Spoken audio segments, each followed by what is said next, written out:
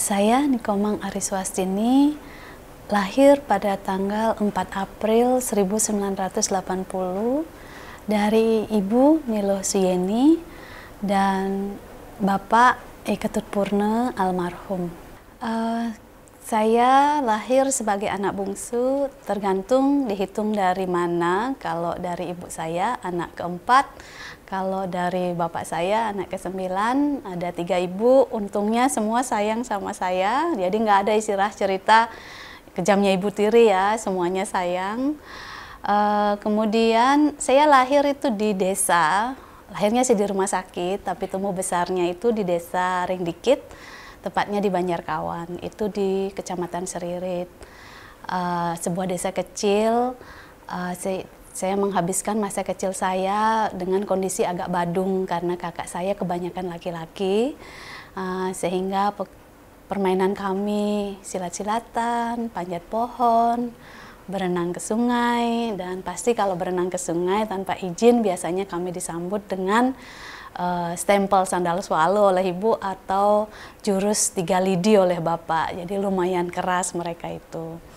Tapi saya kira itu bagian dari disiplin yang mereka terapkan untuk kami.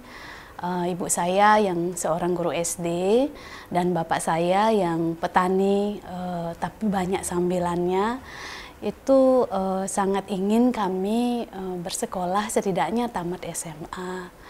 Jadi kalau dipikir-pikir, kadang-kadang ibu saya mengatur waktu belajar, waktu bermain dan sebagainya, itu sangat berperan dalam pembentukan karakter dan juga proses pendidikan kami.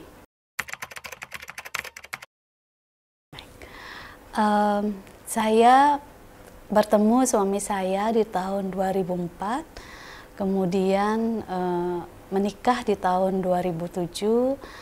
Sebenarnya saya jatuh cinta sama orang ini di tahun 95 ketika saya pertama masuk di SMA Negeri 1 Singaraja. Saya mendengar nama Gede Rasbendantes, aduh namanya kok bagus banget.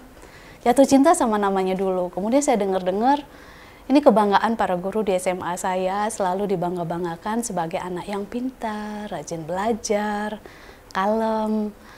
Dan terus terang dia adalah teladan saya. Jadi setiap kali saya putus asa belajar, tidak ketemu jawaban suatu tugas, saya selalu berpikir, what would Rasbendantes do? Jadi saya pikir pasti Rasben akan terus berusaha. Jadi saya nggak jadi putus asa, saya terus berusaha. Nah itu yang terjadi bertahun-tahun. Sampai kemudian kami benar-benar diperkenalkan oleh bapaknya Pak Rasben sendiri, yang kebetulan waktu itu adalah atasan saya. Beliau rektor, saya sekretaris rektor, dan kemudian 3 tahun kemudian kami menikah. Kemudian kami dikaruniai 1 orang anak, sampai sekarang masih 1 putra sematawayang. Ini kami beri nama Gede Arula Nugraha Dantes, yang artinya adalah pembawa cahaya pagi, anugerah yang membawa cahaya pagi, karena dia itu adalah anugerah yang tak terduga dalam hidup kami, dan banyak menjadi guru bagi kami berdua mengenai kehidupan, bagaimana bersabar, bagaimana berbagi, bagaimana mengatur waktu, bagaimana memahami orang lain. Jadi benar-benar anugerah. Wah, ini kalau bicara tentang pendidikan ceritanya sebenarnya panjang sekali, karena selepas saya SD di SD 1 Negeri Ringdikit, itu kami mengalami masalah keluarga. Bapak saya sakit, kemudian kami harus pindah kos di kamar kecil berdinding bedeg di Seririt. Ibu saya sambil jadi buruh cuci, saya sambil jadi babysitter, dan setiap kali saya merasa sedih, saya akan belajar. Karena saya berpikir sedih ini nggak ada gunanya, saya kalau dibawa belajar kan lupa gitu sama masalah. Nah, ternyata buntutnya ada hikmahnya juga. Saya malah keluar sebagai ranking umum 2 di sekolah saya dan akhirnya dapat bebas SPP. Jadi sejak itu saya menyadari bahwa ada untungnya juga kalau dapat ranking, bisa membantu perekonomian keluarga. Nah, dari situ kebiasaan kami untuk bekerja keras semakin terbentuk. Ketika saya memutuskan untuk melanjutkan SMA ke SMA Negeri 1 Singaraja, kembali saya kos, harus sekamar berdua karena kondisi finansial yang terbatas. Teman sekamarnya juga namanya Ari. Kami berdua sudah menghanguskan entah berapa panci dalam usaha kami memasak untuk berhemat. Ari Landung namanya karena dia tinggi, itu dari keluarga yang lebih mapan sehingga bisa ikut les.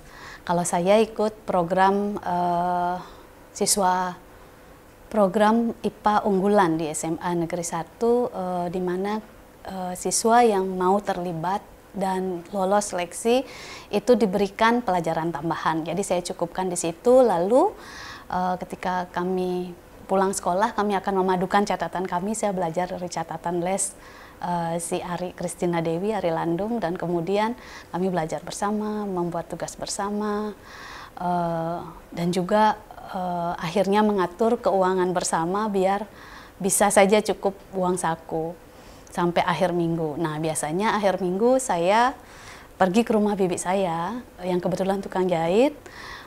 Lalu saya numpang makan di situ selama weekend sambil bantu cuci setrika pakaian, dan ada lagi nih buntutnya. Saya bantu pasang kancing dan ngesum kebaya. Nah, itu per kebaya diberi uang saku sama bibi saya, dan itulah yang saya gunakan untuk membeli hal-hal di luar pendidikan, bukan buku, bukan SPP. Misalnya saya pengen beli handuk, beli baju, itu dari situ.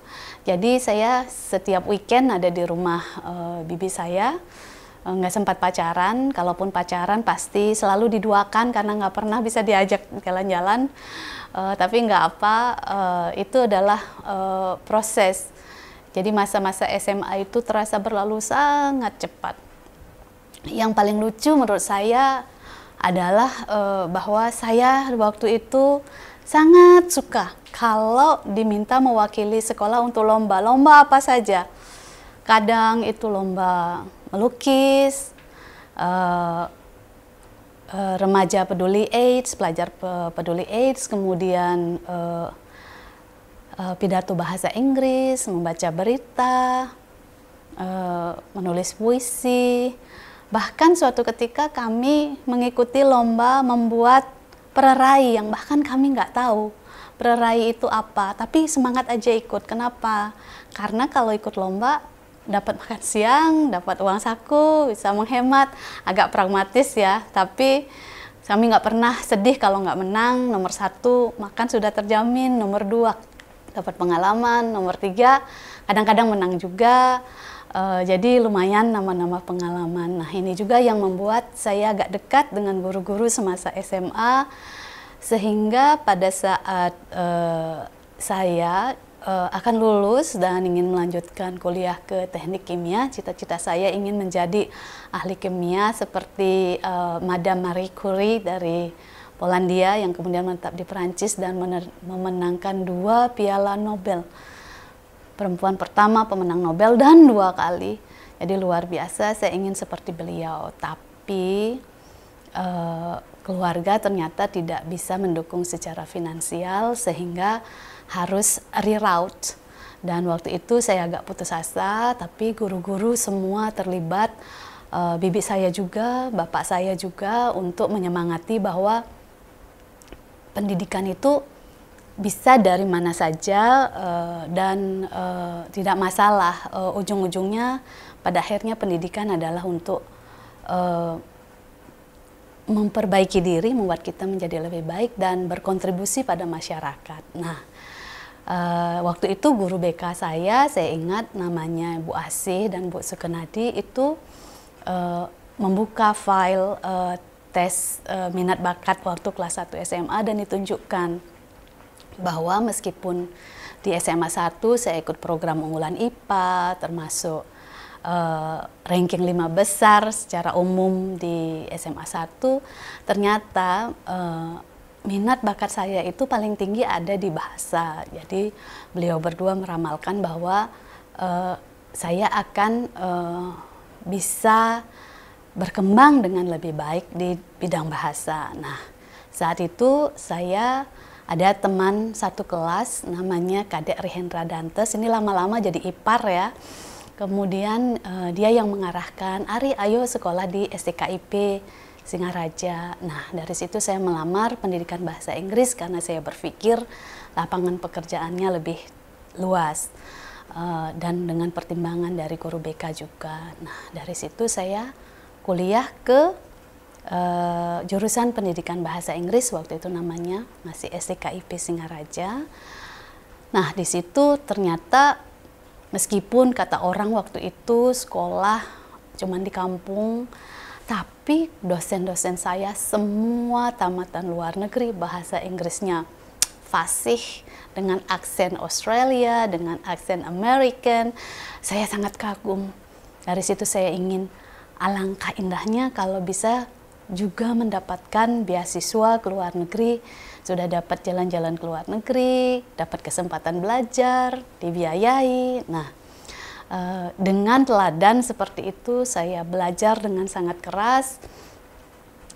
Dan untungnya dosen-dosen saya itu semua sangat mendukung. Jadi kadang-kadang diberikan buku tambahan untuk dipelajari ketika saya sudah bisa menyelesaikan buku teks yang digunakan di kelas. Nah, dari proses itu kemudian ketika saya tamat, ternyata saya lulusan terbaik untuk angkatan itu, sehingga diminta untuk ikut mengabdi di alma mater. Waktu itu sudah namanya IKIP Negeri Singaraja. Nah, itu awalnya saya menjadi dosen di IKIP Negeri Singaraja ini, yang kemudian pada tahun 2006 meningkat statusnya menjadi Universitas Pendidikan Ganesha. Saya sendiri berangkat kuliah S2 pada tahun 2005 dengan beasiswa, tapi tidak ke luar negeri karena berbagai pertimbangan. Waktu itu saya melamar ke Universitas Indonesia Fakultas Ilmu Budaya, jurusan Ilmu Susastra. Agak berat juga sebagai lulusan pendidikan bahasa Inggris untuk ke ilmu susastra. Saya seperti orang Bali bilang, siap sambahin injin. Benar-benar saya merasa memulai dari nol, sehingga saya membaca banyak sekali buku secara tiba-tiba di bidang ilmu susastra, di bidang kritik sastra, di bidang filosofi sastra. Ada banyak teman yang juga sangat berperan dalam proses belajar ini. Ada Mas Rasus Budianto dari Unpad yang kebetulan dosen sastra, sangat suka sharing. Kemudian ada juga teman-teman dari program studi sastra Sanata Dharma, kemudian dari pendidikan bahasa Inggris UNJ. Beberapa bahkan sampai sekarang masih berteman, misalnya Ibu Umi Kulsum yang sama bengongnya, kami sama-sama lulusan pendidikan bahasa Inggris dari IKIP, itu masuk ke ilmu susastra. Akhirnya kami sering belajar bersama di emperan Masjid UI. Dari situ kami terus berteman. Untungnya Bu Uminya dapat beasiswa ke Australia, sedangkan saya nyangkut lagi S3 di UI lagi. Nah, ini pertimbangannya agak pragmatis lagi. Waktu itu anak saya baru umur 1 tahun 4 bulan. Kemudian suami saya sudah semester 3 S3 di Fasilkom, Fakultas Ilmu Komputer UI. Kemudian saya kalau tidak melanjutkan di Universitas Indonesia, maka saya dan suami akan terpisah.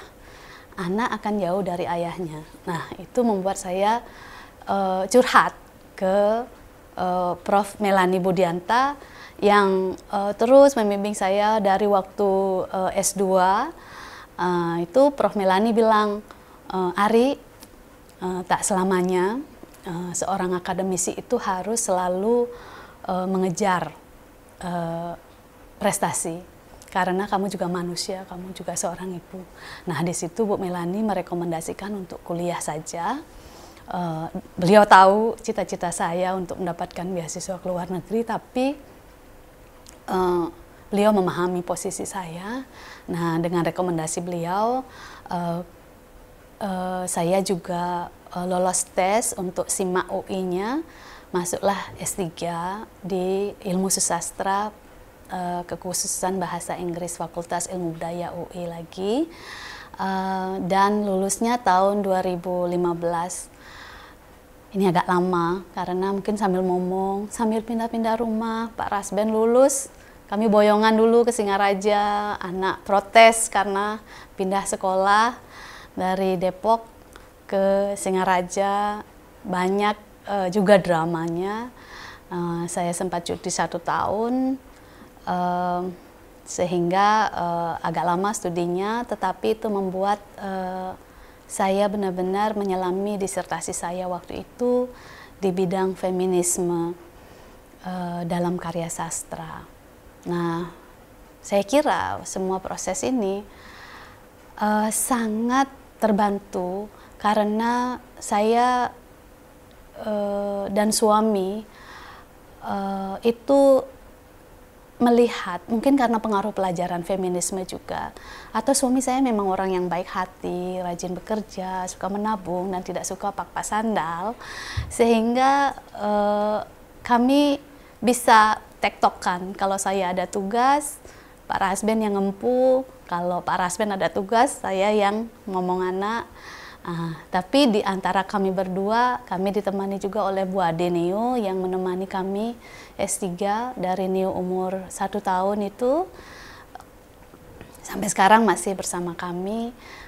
Beliau menjadi ibu kedua bagi Neo kalau kami tinggal kuliah, juga menemani saya dan Neo ketika Pak Rasben mendapatkan beasiswa untuk visiting scholar ke Indiana University of Pennsylvania di Amerika pada tahun 2010, dan juga giliran menjaga ayahnya Neo dan Neo ketika saya yang mendapatkan kesempatan yang sama untuk menjadi visiting scholar di La Trobe University, Melbourne, Victoria, Australia.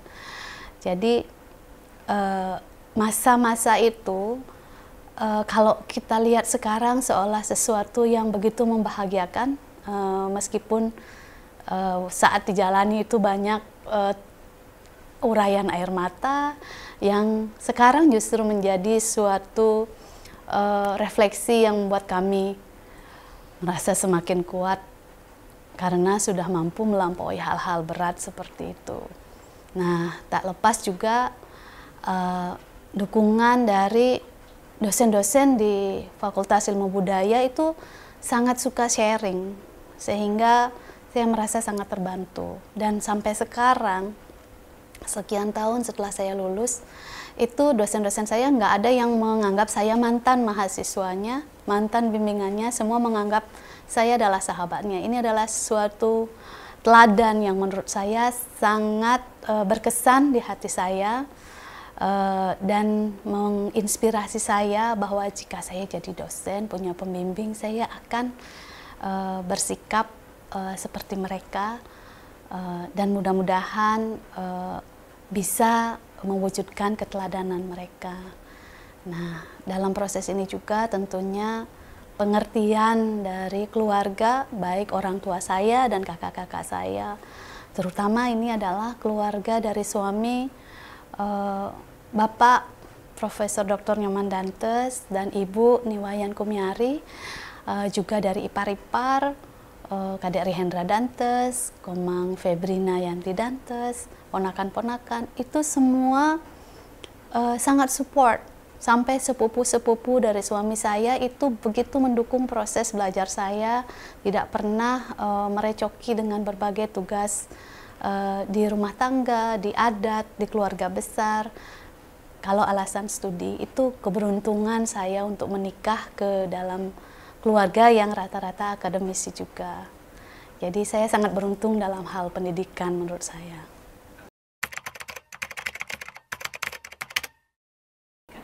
Iya, motivasinya sebenarnya sama. Saya ingin keluar dari cengkeraman kemiskinan, tetapi saya bukan orang yang kuat kerja fisik. Sehingga saya berpikir apa jalan keluarnya? Saya berpikir adalah dengan belajar. Apalagi setelah dibuktikan ternyata setelah rankingnya bagus, dapat beasiswa, belajarnya nggak perlu mahal-mahal. Apalagi teman-teman saya dari SMP itu ada yang namanya sama seperti saya, Swastini Risuta. Dia punya banyak sekali buku dan nggak pernah pelit meminjamkan ke saya. Jadi saya berpikir pendidikanlah cara untuk keluar dari keterpurukan keluarga saya. Karena kalau kita punya katakanlah ijazah, kemudian memiliki suatu kecerdasan kognitif yang terlatih melalui proses pendidikan, suatu hari nanti kita ke lapangan kerja, kita menjadi sedikit lebih knowledgeable dan lebih skillful, sehingga saya berpikir setiap kali saya mendapatkan proses untuk belajar, saya gunakan dengan sebaik-baiknya, karena itulah cara untuk mengatasi berbagai masalah kehidupan. Tetapi dalam perjalanannya kemudian saya menyadari pendidikan itu tidak semata-mata untuk mencari uang dan keluar dari kemiskinan. Saya berpikir kalau kita menggunakan uang sebagai tujuan, sebagai goal, maka hidup kita nggak akan pernah cukup. Karena material itu nggak ada batasan maksimalnya dan kita akan terjebak dalam suatu siklus konsumerisme dan hedonisme yang nggak akan ada habisnya. Nah, semakin saya belajar, semakin tinggi jenjang pendidikan saya menyadari bahwa yang memotivasi saya untuk belajar adalah proses belajar itu sendiri. Karena dalam setiap kali kita belajar sesuatu yang baru, itu seperti kita reinventing ourselves, menjadi lahir kembali, menjadi terbarukan, menjadi lebih relevan dengan kehidupan yang sekarang. Kemudian juga saya mendapatkan ilham dari cerita-cerita pewayangan yang banyak saya baca dari perpustakaan bibi saya, kakaknya bapak saya punya banyak buku pewayangan. Nah, di situ ada istilah yang membuat saya terkesan, itu adalah konsep catur marga, di mana kalau bertapa saya belum mampu, kalau bekerja dengan penuh bakti saya tidak punya bakat, mungkin agak kurang, kalau saya mengabdikan diri pada agama, saya belum mampu secara spiritual, sehingga saya berpikir jalan yang bisa paling praktis saya tempuh adalah menjadi seorang jenanin. Nah, dari situ saya berpikir mungkin tujuan hidup saya bukan hanya sekedar keluar dari kemiskinan, tapi lebih pada mengabdikan diri pada ilmu pengetahuan, belajar dan berbagi apa yang kita pelajari, sehingga tak hanya saya yang memiliki taraf hidup yang lebih baik, tetapi juga bisa membawa orang-orang di lingkungan saya.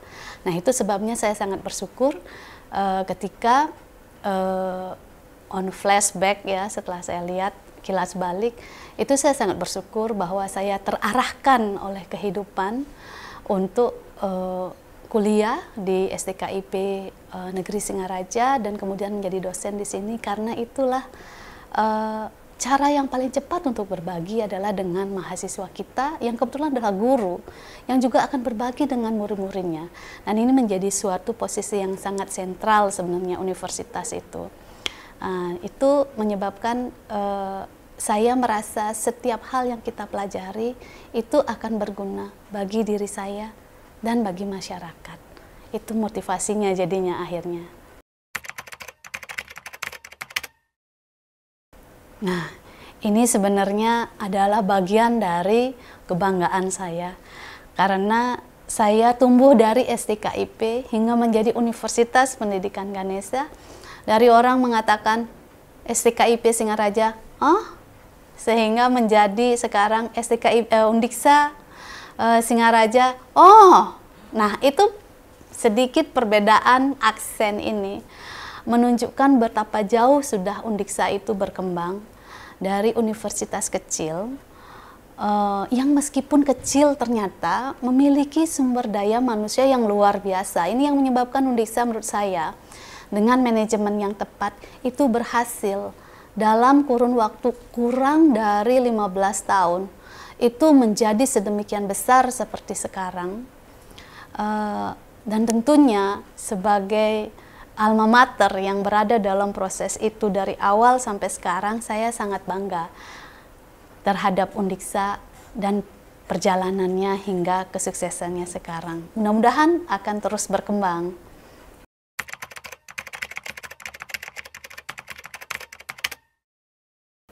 Untuk menjadi universitas unggul di Asia, saya kira Undiksa sudah berada pada platform dan pada rel yang sudah tepat.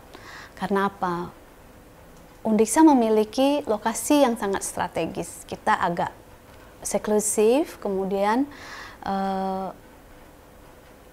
di Bali, jadi masih di tempat yang menarik bagi mahasiswa untuk datang karena bisa berwisata, tapi juga agak jauh dari pusat keramaian, sehingga bisa belajar dengan fokus. Ini adalah suatu daya tarik bagi orang tua di seluruh Indonesia untuk menyekolahkan anaknya ke Undiksa karena pergaulannya lebih terkontrol. Nah, seperti yang sudah diungkapkan sebelumnya, Undiksa juga memiliki sumber daya dosen-dosen dan tendik yang sangat luar biasa. Yang paling luar biasa saya kira dari sumber daya manusia yang ada di Undiksa itu tidak hanya bahwa mereka semua pintar-pintar, tetapi lebih pada semangat untuk mengabdinya. Saya kira ini tidak ada di setiap universitas, karena banyak dari orang pintar ini sebenarnya bisa memiliki karir dengan reward finansial yang lebih tinggi di luaran sana, tetapi dengan semangat membangun Singaraja, Buleleng, membangun Bali, mereka bertahan di sini dan membangun Undiksa dari kecil STKIP sampai menjadi Undiksa besar bersama Undiksa. Ini adalah suatu modal yang luar biasa karena kualitas perorangan individu ini tidak akan bisa berkontribusi banyak terhadap suatu perkembangan lembaga jika kita tidak bersatu. Nah, suatu konsep yang sangat mulia dari Undiksa itu konsep harmonis, kemudian konsep pesaje dan filosofi Trihita Karana. Karena suatu semangat mengabdi yang sungguh-sungguh dalam suatu keselarasan, baik itu dengan sesama manusia, teman kerja, mahasiswa, maupun dengan Tuhan dan dengan lingkungan, kita akan menjadi suatu ekosistem yang bisa membuat masing-masing individu ini bertumbuh dengan baik, dan seiring dengan pertumbuhan masing-masing individu ini akan membawa perkembangan yang baik untuk Undiksa. Jadi kita yakin dalam waktu yang dekat kita akan segera menjadi universitas yang unggul.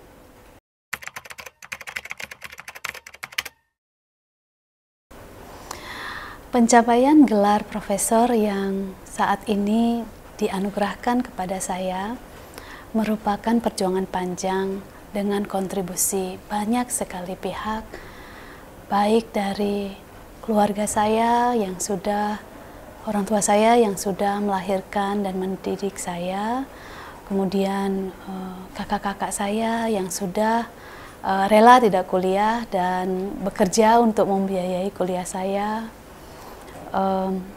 keluarga suami saya, bapak mertua Profesor Dr. Nyoman Dantes, ibu mertua Niwayan Kumiari, adik-adik ipar, Kadek Rihendra, Komang Febrina, kakak-kakak sepupu, mbok Lu, mbok Dek, mbok Mang, mbok Tut, semua keponakan, kemudian teman-teman semuanya.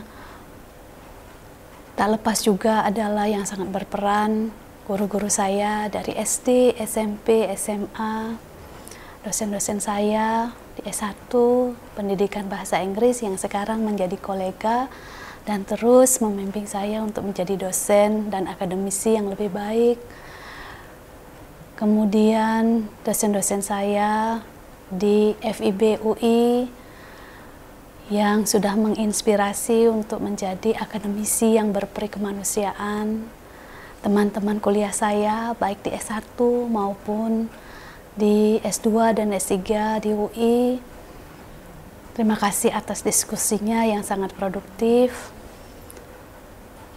Kemudian secara mengkhusus izinkan saya mengucapkan terima kasih kepada Rektor Universitas Pendidikan Ganesha, Profesor Dr. Iwayan Lasmawan, dan juga Bapak Rektor Senior, Profesor Dr. Nyoman Jampel, serta jajaran pimpinan Undiksa dan tim percepatan guru besar karena telah menciptakan sistem yang begitu baik untuk proses kenaikan pangkat seluruh teman-teman termasuk saya. Dan pada kesempatan ini juga saya mengucapkan terima kasih yang sebesar-besarnya kepada suami saya dan kepada anak saya karena telah menemani perjuangan ini dengan penuh kesabaran.